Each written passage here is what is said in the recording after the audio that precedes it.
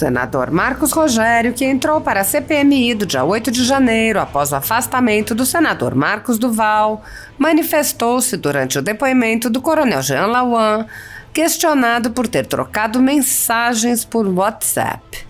O senador Marcos Rogério apontou a incoerência da base do governo na CPMI.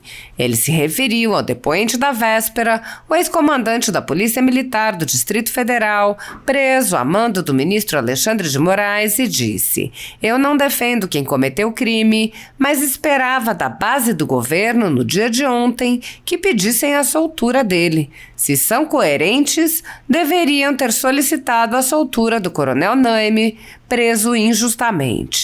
O senador questionou duramente o coronel Lawande, apontando incoerências entre suas explicações e as transcrições de suas mensagens, e lembrou que não há crime em se participar de manifestações pacíficas. Marcos Rogério acrescentou que não há nesse ambiente e não houve nenhuma trama golpista. Isso é uma narrativa que os governistas estão tentando impor ao Brasil, mas ninguém cai nesse jogo. Nunca vi golpe sem armas, sem participação de instituições, de poderes. Que golpe é esse? Um golpe vazio, um golpe de narrativa. É isso que os governistas estão tentando fazer aqui. O que nós temos que fazer nesta CPI é separar joio de trigo, quem cometeu o crime e quem não cometeu. O senador apontou as falhas na narrativa imposta pelo governo, como a inexistência de qualquer evidência de golpe e as incoerências nas próprias perseguições. Ele lembrou que pessoas foram presas simplesmente por estarem nos arredores do quartel de Brasília, mesmo com as autoridades reconhecendo que não foram as mesmas pessoas que participaram das invasões. Marcos Rogério disse: "Na hora de usar o bastão da força, o poder do Estado para reprimir, não fizeram distinção entre culpados e inocentes." O senador acrescentou: "Então, não dá para cair nessa narrativa absurda que o governo tenta vender aqui." Marcos Rogério afirmou que a finalidade da comissão deveria ser a de aprofundar nas investigações para trazer luz ao que de fato aconteceu no dia 8. Ele disse: "Na hora que nós conseguirmos aprofundar essas investigações, vai ficar muito claro que quem estava no Palácio do Planalto sabia exatamente o que estava acontecendo e que, por omissão e talvez até ação, tem estimulado tal acontecimento. Era preciso sair das cordas, era preciso construir uma narrativa que tirasse o foco daqueles que estavam sob questionamento." O senador reiterou seu apelo: "Ontem eu não consegui chegar a tempo dos trabalhos da CPI. Acompanhei pela TV. Mas se aqui estivesse, ontem eu faria um apelo pela soltura do coronel Naime. Eu imagino o que se passa no coração de um servidor público, um policial que fez o que fez, que cumpriu o seu papel e que hoje está preso. Então, esta CPI tem que lançar luz sobre esses fatos, sobre essas condutas, para separar quem cometeu crimes, quem facilitou a sua prática, quem concorreu para eles, e também servir de instrumento contra a injustiça que esteja sendo praticada, cometida contra brasileiros decentes, de bem e que amam esta pátria." A Constituição Federal determina em seu artigo 5º, inciso 54, que ninguém será privado da liberdade ou de seus bens sem o devido processo legal. No entanto, o ex-corregedor do Tribunal Superior Eleitoral, Luiz Felipe Salomão, mandou confiscar, em decisão monocrática em inquérito administrativo, a renda de canais e sites conservadores, como de Bárbara, do canal Te Atualizei, e da Folha Política. A decisão do ministro, que recebeu o respaldo e o apoio de Luiz Roberto Barroso, Alexandre de Moraes e Edson Fachin, confisca toda a renda dos canais, sem qualquer distinção segundo o tipo de conteúdo, tema, a época de publicação ou qualquer outro critério. toda a renda de mais de 23 meses do nosso trabalho está sendo retida sem qualquer justificativa jurídica. Se você apoia o trabalho da Folha Política e pode nos ajudar a manter o jornal funcionando, doe qualquer valor à empresa Raposo Fernandes através do QR Code que aparece na tela ou utilizando o código Pix ajude@folhapolitica.org. Caso não use Pix, a conta da empresa Raposo Fernandes está disponível na descrição deste vídeo e no comentário fixado no topo.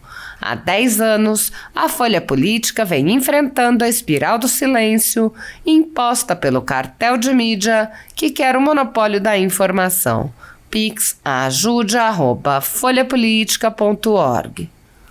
Assista. Com a palavra, o próximo orador inscrito, senador Marcos Rogério. Senhor presidente, senhoras e senhores parlamentares, eu quero, senhor presidente, fazer uma fala e talvez nem faça muitos questionamentos, posto o que vou dizer nesse momento. Eu tenho ouvido aqui a base do governo muito preocupada em tentar antecipar aquilo que nós da oposição faríamos no dia de hoje. Quando eu inaugurei a minha participação nessa CPI, eu deixei clara aqui a minha posição de que não estaria nessa CPI para defender quem cometeu crime ou quem concorreu para o cometimento de crime. Defenderia pessoas inocentes, e há muitos inocentes presos injustamente nesse momento no Brasil. Faço uma citação direta ao meu colega Rubem Júnior, porque ele fez ele disse que isso iria acontecer e, de fato, está acontecendo. E eu tenho um respeito muito profundo ao Rubem Júnior, fomos colegas, deputado federal, mas a mesma coerência que eu procuro ter nessa comissão não vejo na base do governo. Eu não defendo quem cometeu crime, mas eu esperava dos parlamentares da base do governo, no dia de ontem, ao final do depoimento do coronel Naime, que pedissem a soltura dele. Se são coerentes, deveriam, no dia de ontem, ter pedido, solicitado a soltura do coronel Naime, preso injustamente. Alguém que atuou, prendeu, enfrentou, se machucou no cumprimento do dever legal. Não foi isso que vi no dia de ontem por parte dos governistas aqui. Não estou fazendo aqui uma afirmação ofensiva ao meu colega deputado, por quem tenho o maior apreço, e sei que ele é um quadro de excelência naquilo que faz, ainda que tenho divergências do ponto de vista ideológico, mas é alguém qualificado e um operador do direito por quem tenho a maior admiração e respeito. Mas com relação ao coronel Lawani, que está aqui hoje, eu não sei quem lhe orientou, mas de verdade, o senhor não convence ninguém. O senhor apequena a sua história, atrofia o sucesso da sua carreira e tenta impor uma narrativa que não para de pé ao menor esforço. Eu não sei se Vossa Senhoria se convence da versão que está apresentando aqui no dia de hoje, ou se acha que alguém, ao ler aquilo que está nas transcrições, acredita sim. Eu tenho aqui as transcrições. Eu confesso que não gostaria de fazer aquilo que já se fez aqui nessa comissão. O texto, a transcrição é muito clara daquilo que foi dito. E eu repito aqui algo que já foi dito. Como cidadão, Vossa Senhoria ou qualquer outro poderia emitir opiniões, até participar de manifestações pacíficas. Não há nenhum problema. Não há crime em se participar de manifestações que questionem, inclusive, resultado eleitoral. Não há crime. Manifestações pacíficas, legitimadas pela Constituição Federal. Agora, dizer uma coisa no privado, e aí talvez seria o caso de vir aqui hoje e dizer assim, olha, eu cometi erros, acreditei em algo, extravasei a minha opinião, isso não foi legal, não foi certo. Mas a gente não olha para os fatos a partir de uma situação isolada. Não há nesse ambiente, não houve nenhuma trama golpista. Isso é uma narrativa que os governistas estão tentando impor no Brasil, mas ninguém cai nesse jogo. Nunca vi golpe sem armas, nunca vi golpe sem participação de instituições, de poderes. Que golpe é esse? Um golpe vazio, um golpe de narrativa. É isso que os governistas estão fazendo aqui. O que nós temos que fazer nessa CPI, de verdade, é separar joio de trigo. Quem cometeu crime e quem não cometeu. Então, com todo o respeito que tenho à trajetória de Vossa Senhoria, e tenho respeito pela trajetória de Vossa Senhoria, eu não quero aqui repetir as falas que estão nas transcrições, eu não preciso fazer isso. Eu sei que talvez isso seja parte de um roteiro preparado pela defesa, mas isso não vai em socorro de Vossa Senhoria. Posso lhe afirmar com toda segurança. Posso lhe afirmar com toda segurança. Eu quero fazer aqui algumas poucas observações.